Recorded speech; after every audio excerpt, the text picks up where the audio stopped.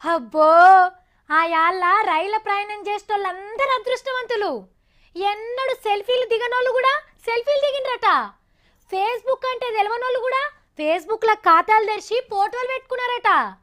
డబ్బా కెమెరా ఫోన్లు ఉన్నోళ్ళు కూడా ఫోన్ కెమెరాను దస్తితో తుడిచి ఫోటోలు కొట్టుకున్నారట. ఎందుకు వాళ్ళందరికీ ఫోటోలు కొట్టుకోవాలని ఎందుకు అనిపించింది? ఈ ఫోటోలు వెనుక పొంటున్న మర్మం ఏంది మీరే చూడండి. మనిషి లేకనే రైల్లో కూసున్నది మన ప్రధానమంత్రి మోడీ సారే.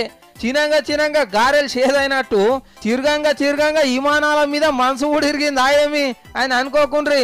ఢిల్లీకి వెళ్ళి ఫరీదాబాద్ దాకా కొత్త చేసిన మెట్రో రైలు చురువు చేసేటందుకు గిట్లా రైలు ఎక్కిపోయిండు ప్రధాని సారు. ఫస్ట్ అనుమానం కొద్ది ఎవ్వరు దగ్గరికి రాలేదు గాని ఒకలెంకోవలొచ్చి సార్తోని కూర్చొని మంచి చెడ్డలు మాట్లాడిండ్రు. ఇక పర్సు పోరగాన్లు అయితే సెల్ఫీ ఫోటోలతోటి మున్చిట్టి పెట్టిండ్రు పెద్ద సార్ను. ఇక ఎట్లనన్నా చేసి రైలు దిగేసరికి పుస్తకం చదువు ఒడగొడతామంటే ఎవరుకుంటారు. కానీ అవ్వ మీద యాస్టెక్ రాదు, ఈ సెల్ఫీ మీద బుద్ధి తీరదన్న ముచ్చట బాగా తెలిసినోడా మోడీ సారు. అందుకనే ఓపిక కొద్ది నవ్వుకుంటా పోజులు ఇచ్చిండు సెల్లు కెమెరాలకు.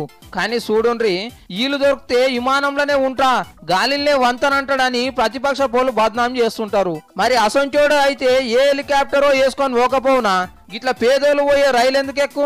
ఒంటికేసిన కోట్లు తిరిగి తోడ్చిన కోట్లనే చూస్తున్నారు గాని సారు కామన్ మ్యాన్లకే కామన్ మ్యాన్ అసంచోడు అని చెప్పుకుంటున్నారు మోడీ సార్తోని సెల్ఫీలు దిగినోళ్ళు.